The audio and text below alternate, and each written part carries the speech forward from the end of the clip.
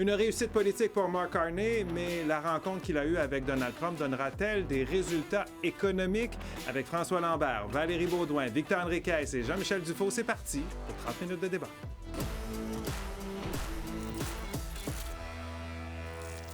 Après Emmanuel Macron, Volodymyr Zelensky, Benjamin Netanyahou et plusieurs autres chefs d'État, c'était au tour de Mark Carney de rendre visite à Donald Trump à la Maison-Blanche aujourd'hui. Un passage obligé, on va se le dire, pour le premier ministre qui vient de se faire élire justement pour négocier avec le président américain. Mais avec les tensions actuelles et les déclarations fracassantes de Donald Trump, on se demandait quel sort il réserverait à son nouveau voisin du Nord et surtout quelle attitude M. Carney allait adopter. I think Canada chose a very talented person, a very good person. Un éventail de compliments et de flatteries et une déclaration solennelle d'amitié. We're going to be friends with Canada. Regardless of anything, we're going to be friends with Canada. Canada is a very special place to me. C'est l'accueil qu'a réservé Donald Trump à Mark Carney pour sa première visite officielle dans le bureau ovale. Le président américain n'a pas perdu de temps avant d'aborder devant les médias du monde entier la question du 51e État et de réitérer son souhait d'annexer le Canada. You know, I'm a real estate developer. When you get rid of that artificially drawn line, somebody drew that line many years ago. When you look at that beautiful formation when it's together, that's the way it was meant to be. Une proposition que le premier ministre canadien a rapidement rejetée. If I may, as you know from real estate, there are some places that are never for sale. That's true. We're sitting in one right now, having met with the owners of Canada over the course of the campaign last several months. It's not for sale, won't be for sale ever. Avant de commencer le dîner de travail, les deux hommes ont également échangé sur les droits de douane que Donald Trump n'a toujours pas l'intention de lever. Is there anything he could say to you in the course of your meetings with him today that would get you to lift tariffs on Canada? No. Why not? Just the way it is. We have a tremendous auto sector between the two of us, and this will take some time and some discussions, and that's why we're here. Un refus qui n'a pas surpris Mark Carney, qui ne s'attendait pas à repartir de Washington aujourd'hui avec des gains significatifs. Ce dernier, toutefois, satisfait des échanges qu'il a eus avec le président américain. Il y a un plan qui existe et une volonté qui existe entre les deux pays d'avancer les discussions. Notre question ce soir, rencontre Carney-Trump. Est-ce que le Canada peut en ressortir gagnant? Premier tour de table. François, qu'est-ce que tu en penses? Bien, mettons de côté la discussion qu'ils ont eue, que Trump a parlé 29 minutes 47 et que Carney a parlé 3 minutes 18. Celle en public devant les médias. Oui, exactement. Oui. Est-ce qu'on peut en sortir gagnant? Pour gagner avec Trump, il faut que tu donnes. Et puisqu'il n'a rien donné, il n'y a rien offert aujourd'hui, ça inaugure pas bien. La seule chose qu'on va devoir faire, c'est de regarder qu'est-ce qu'on fait avec la Chine. Parce qu'on s'est mis des bâtons dans les roues, on va en revenir tantôt, mais pour le moment, il n'y a pas de gagnant. Pour toi, c'est non. Le Canada ne va pas en sortir gagnant. Valérie? Pour moi, c'est oui. Oui, c'est une possibilité. Je vais regarder le verre d'eau à moitié plein et non à moitié vide aujourd'hui. Parce qu'avec la loupe d'aujourd'hui, je l'ai dit tout à l'heure, quand on regarde la politique américaine, c'est quand même des gains. On bâtit ça sur une bonne base. On verra pour la suite des choses, gains économiques, mais surtout diplomatiques. Victor? Je suis toujours très heureux d'être du même côté que Valérie sur la politique américaine. Donc, oui, moi, je pense qu'aujourd'hui, on a établi les bases. On joue aux échecs, on ne joue pas aux dames. Ça se joue sur le long terme, mais aujourd'hui, le respect qui a été démontré par le président nous laisse percevoir une relation beaucoup plus cordiale et plus intéressante pour le Canada. Les échecs, c'est un jeu un peu plus compliqué. Tout à fait. Jean-Michel, ton positionnement? Bien, à court terme, non. À court terme, non. Je veux dire, il est allé avec un but. Faire baisser les tarifs ou les enlever. Il est ressorti bredouille. Il a dit « That's just the way it is », c'est ce que Trump a dit. Donc, je m'excuse, mais oui, il a été charmant un peu, mais The Devil Wears Prada, ça part mal. Et aujourd'hui, en tout cas, il n'y a pas de gain. À court terme, il n'y a pas de gain. Notre question est sur Nouveau.info depuis 17 heures. On regarde ce que les internautes en pensent en ce début d'émission. Eh bien, 63% des internautes pensent que oui, le Canada peut ressortir gagnant de la rencontre entre Carney et Trump. 37% pensent que non. J'ai hâte de voir si ça va bouger au cours de l'émission. Dès que vous êtes prêts, vous balayez le code QR ou vous allez sur nouveau.info, vous répondez à la question, vous commentez par courriel sur X ou sur Blue Sky, on veut vous lire là-dessus. Petit rappel, ça fait longtemps que tu n'es pas venu. Je te rappelle que tu as ton interrupteur, tu peux t'en servir une fois, comme vous tous, pendant ce débat.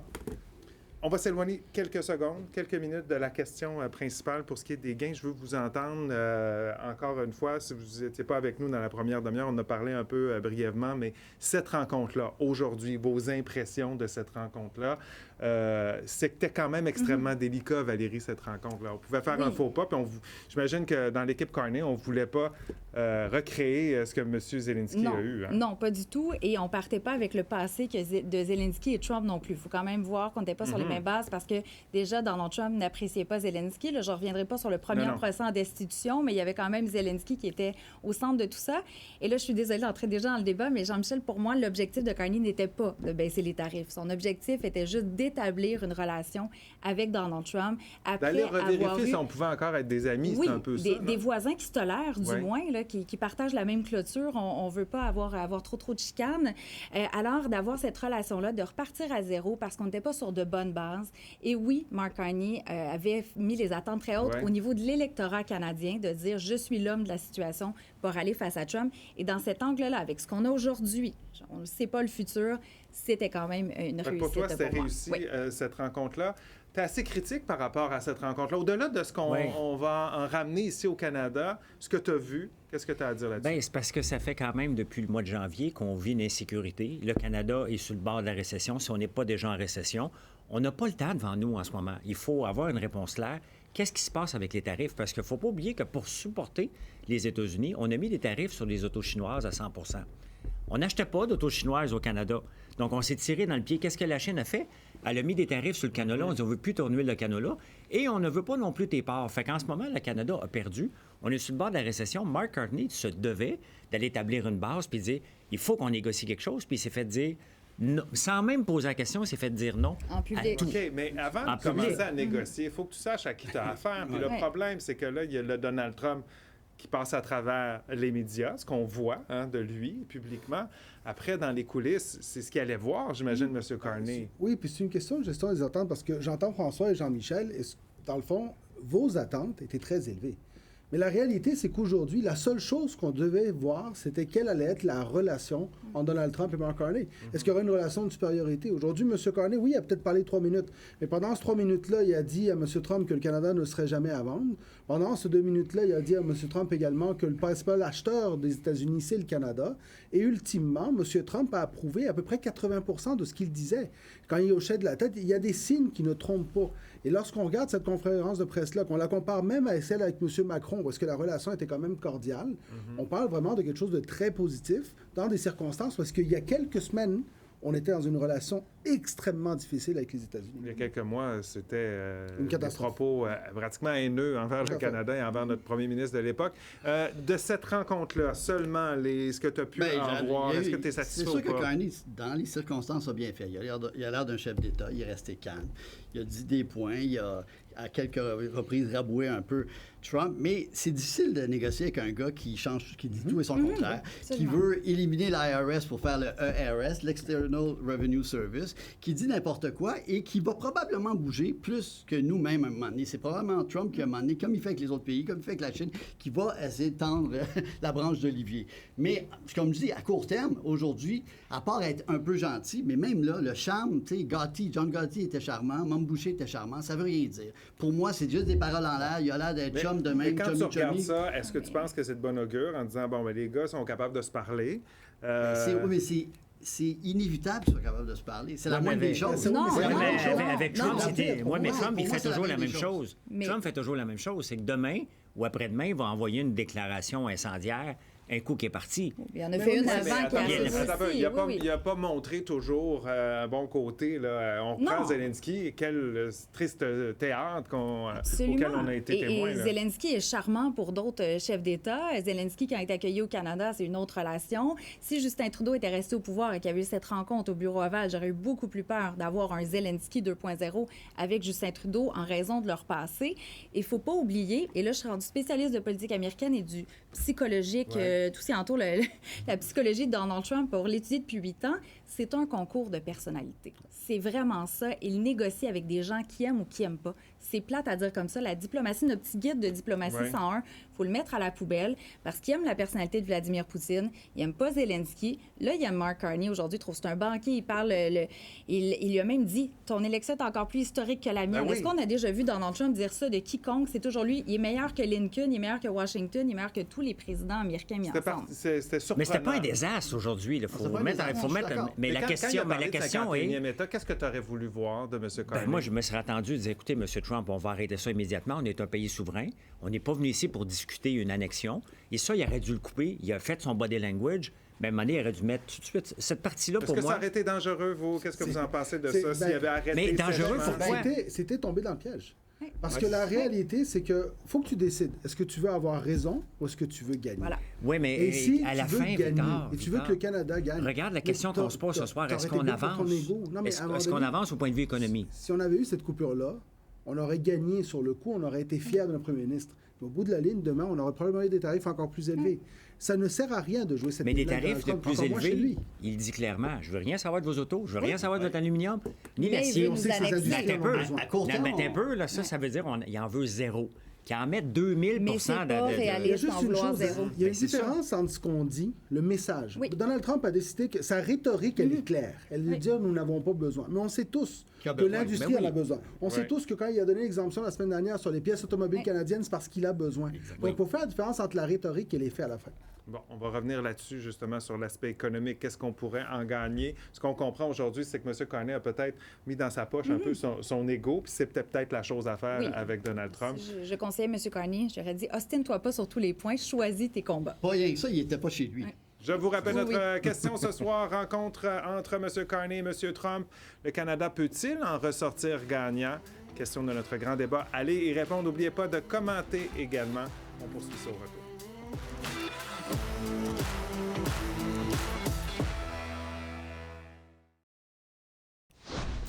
On est de retour au débatteur. Notre question ce soir, c'est concernant cette rencontre qu'on pourrait qualifier quand même d'historique compte tenu du changement de relation entre le Canada et les États-Unis. Donc, rencontre entre M. Carney et Trump. Est-ce que le Canada peut en ressortir gagnant?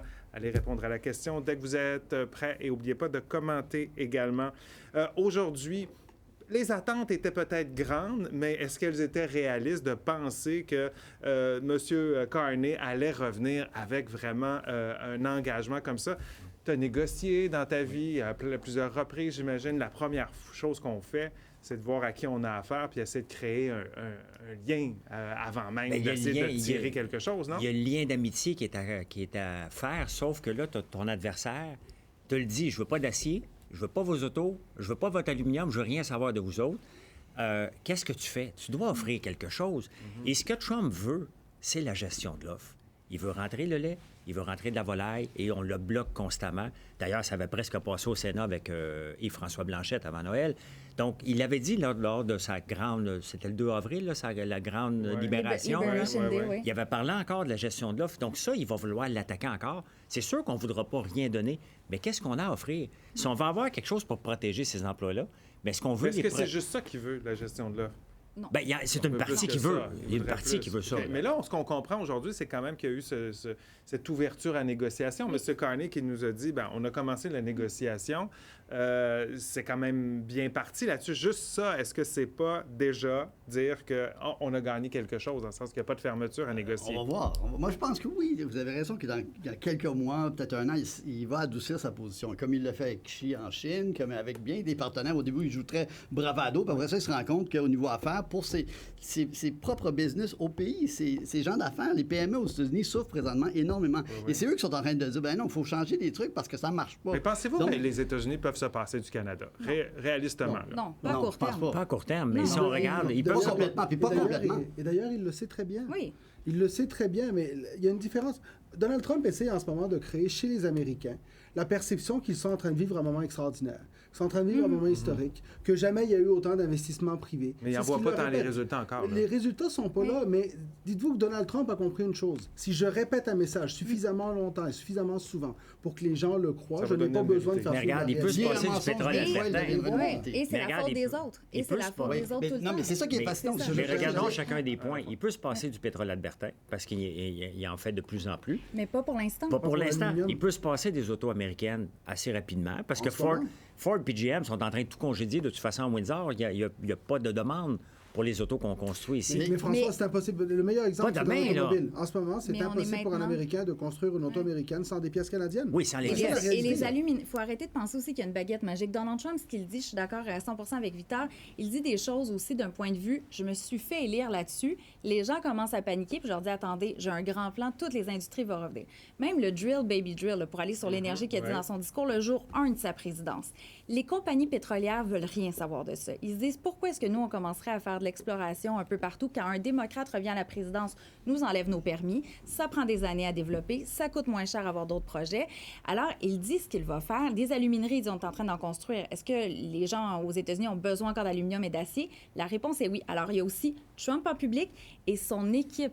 Ça aussi, hein? L'équipe, les hauts fonctionnaires, les ministres. Ça peut changer d'idée là, selon l'opinion oui. publique. Dans quelques mois ou années, on verra Il y a des gens qui ont un opinion un truc qui est différente. fascinant, on est d'accord, c'est très dur de négocier avec quelqu'un, comme je dis, qui dit tout et son contraire, et qui ment aussi. Quand il dit, comme si les autres pays, c'est les compagnies américaines qui, souvent, vont ailleurs, qui produisent ailleurs parce que ça coûte moins cher. C'est pas les autres pays qui disent « venez ici ». Bien sûr, après ça, ils disent « mais c'est les actionnaires américains qui veulent que leur compagnie ait les meilleurs résultats possibles. Et si c'est moins cher à fabriquer des Nike au Vietnam ou en Chine, c'est ce qu'ils vont faire. » Donc, de mettre le blâme, c'est eux-mêmes qui le font, ça. Puis après ça, il dit les enfants vont avoir moins de poupées. C'est pas nécessairement une... Non, mais je suis d'accord avec vous. Oui, mais c'est pour ça, d'ailleurs, que si on se base sur ce qui est dit publiquement pour évaluer c'est quoi un gain pour le Canada, c'est sûr qu'on va toujours être déçu de ce qu'on entendra. Parce qu'ultimement, la rhétorique n'est pas là. Il n'y a aucun pays qui ne sera pas déçu en général, aussi. Oui. Et la diplomatie, ça se passe en arrière. Parce que, je vous donne un exemple. Mettons l'industrie cinématographique. Donald Trump ne le fait pas parce qu'Hollywood est en danger. Il le fait parce qu'il veut attaquer le gouverneur démocrate de la Californie, qu'il voit comme un candidat potentiel à la prochaine élection. Donc, tout est politique chez Donald Trump. Mais regarde par rapport au film. Là. Le Canada s'est dit hey, il est contre nous.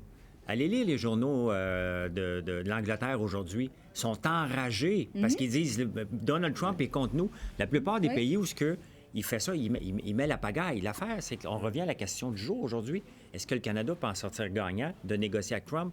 La réponse, même si c'est Carney, c'était Poilievre ou n'importe qui, Christophe Freeland va avoir... Tu penses qu'on peut pas... Mais non, mais Christophe Freeland va avoir quand même un rôle important dans le futur... Est-ce qu'elle va avoir encore le même rôle? Elle ne pourra pas aller là. Parce qu'on s'entend qu'il y a déjà... Donc, il ne l'a pas nommé, mais tout juste. C'est ça, mais il est en train de dire... À la limite, pour l'orgueil de Christophe Freeland, c'est bien de se faire nommer par Donald Trump. Elle va se dire, moi, j'ai eu un effet, puis vous voyez à quel point j'ai été marquante pour la renégociation de l'accord. Je veux juste dire un petit point aussi pour l'entourage de M. Trump. Scott Bessent, son secrétaire au Trésor, a dit il y a à peu près 2 semaines, il dit « America first », donc l'Amérique en premier, ça veut pas dire America alone, l'Amérique seule. Alors, il y a un changement de ton dans l'administration. Alors, il a beau dire, j'ai pas besoin de personne. Il a dit, tout le monde veut faire des deals avec moi, des ententes, j'en ai besoin.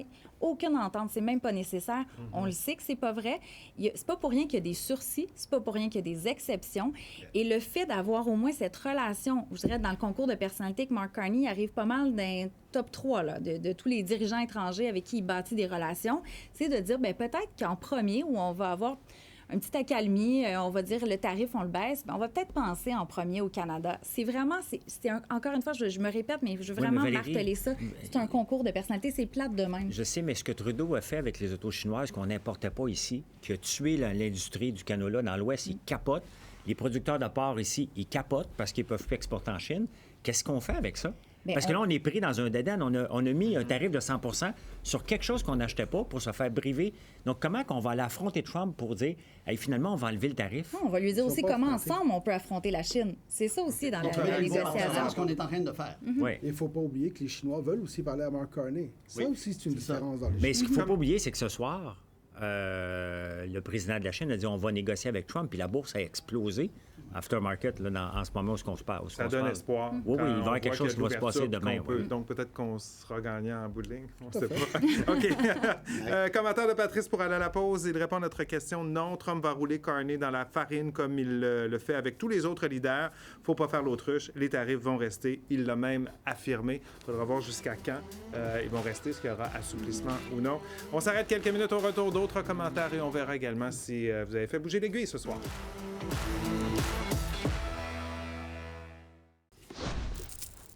On est de retour, c'est le moment de lire quelques commentaires sur notre question de ce soir. Est-ce que le Canada peut ressortir gagnant de cette relation, en tout cas entre Donald Trump et M. Carney? Diane nous dit oui, très belle attitude de M. Carney. On peut espérer un pas en avant. Marc-André nous dit oui, Carney a été élu pour tenir tête avec panache, pas pour négocier à genoux. Et John nous dit gagner contre Trump, j'y crois pas. Il faut plutôt se demander comment ne pas trop perdre. Est-ce que ce sera ça, justement, l'évaluation d'un gain pour le Canada?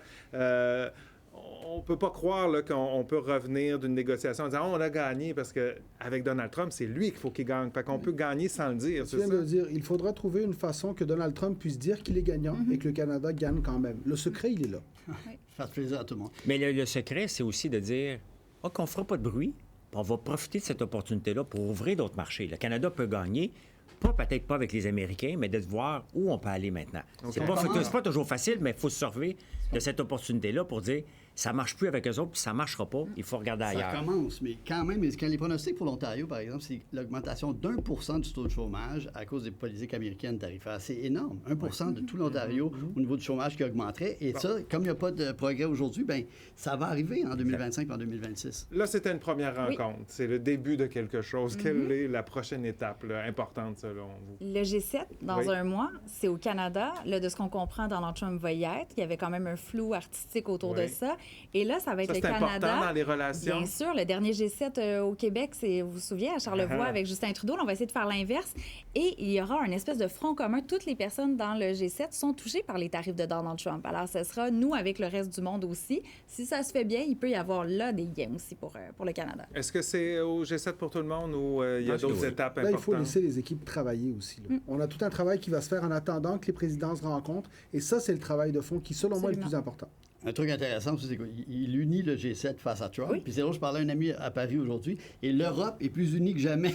un continent qui a eu 2 guerres mondiales. Et l'effet Trump est également en Europe. Comme l'unité canadienne. Comme l'unité canadienne, mais c'est quand même fascinant.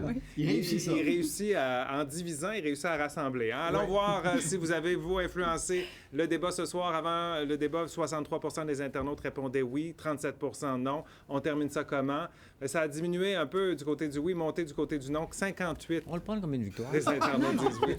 Des internautes, 42 % pensent. Le Dans un référendum, on gagne. Toi, tu as gagné ton débat ce soir, c'est ce que tu dis? On a gagné combien? 3 points? On est encore sur la définition de c'est quoi non, on perd gagner. pareil. Mais c'est quand même... Merci d'avoir été avec nous. Merci tout le monde. Passez une excellente nuit. On se retrouve demain. Bye-bye.